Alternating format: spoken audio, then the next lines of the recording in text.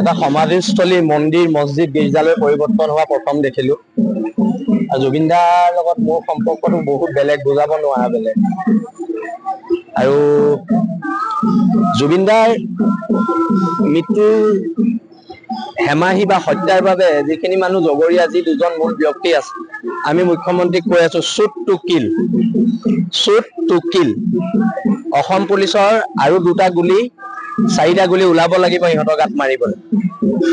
আজি হিমন্ত বিশ্ব শাসনকালত আমি বহুত এনকাউণ্টাৰ দেখিলো, কিন্তু এই মানুহকেইটা কিয় এনকাউণ্টাৰটো আমি দেখা নাই। যিকেইটা মানুহক ইতিমধ্যে অসমৰ জনতাই মৃত্যুদণ্ড ৰায় দি থৈছে, সেইকেইটা মানুহ ইমান দিন কেনেকে জীয়াই আছে তাক লৈ আমাৰ চৰকাৰক প্ৰশ্ন আছে। আৰু একেবাৰে শেষত এটা কথাই কওঁ, জয় জুবিন দা, জয় জুবিন দা আৰু জয় জুবিন দা।